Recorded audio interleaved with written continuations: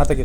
नमस्कार मित्रांनो, आज आम्ही आमचा सकाळी जो पायी फिरण्याचा ग्रुप आहे, मॉर्निंग वॉक ज्याला म्हणतो आपण ते, तर हा टोटल आमचा ग्रुप.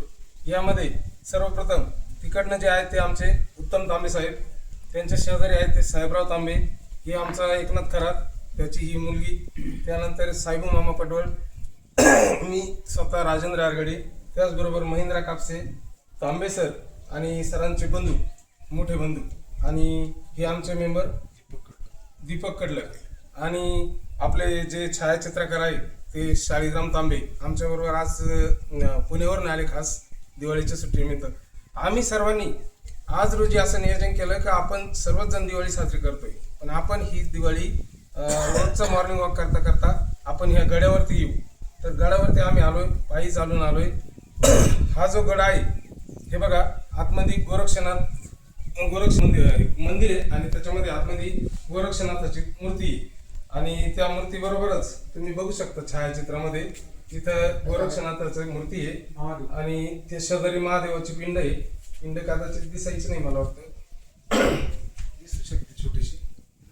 तर त्याचबरोबर इथं शनीची शिळ इकडं खाली घ्या. शनीचं जागृत देवस्थान आपल्या या परिसरामध्ये खूप जागृत देवस्थान असं हे शनीचं देवस्थान.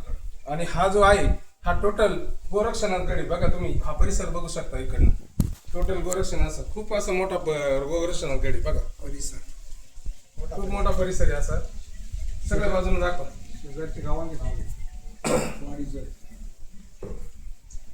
सगळ्या बाजूने दाखवा. हा संपूर्ण गोरक्षनाथ गड.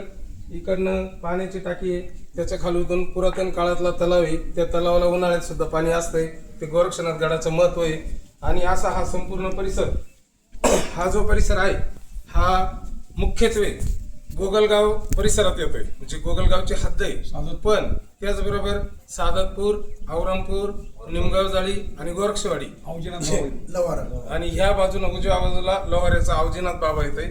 तर हा टोटल 5 गावांचं संगम म्हणावं लागेल, पंचकृषी म्हणतो आम्ही याला. हे पंचकृषीचं देवस्थान आहे. आम्ही आज दिवाळी निमित्त सर्वजण मॉर्निंग वॉकला येता येता असं नियोजन केलं का दिवाळीच्या आपण दिवाळी निमित्त दर्शन घेऊ, आणि या पद्धतीने आम्ही आलोय. तुम्ही पण दर्शनाला या, नक्कीच या.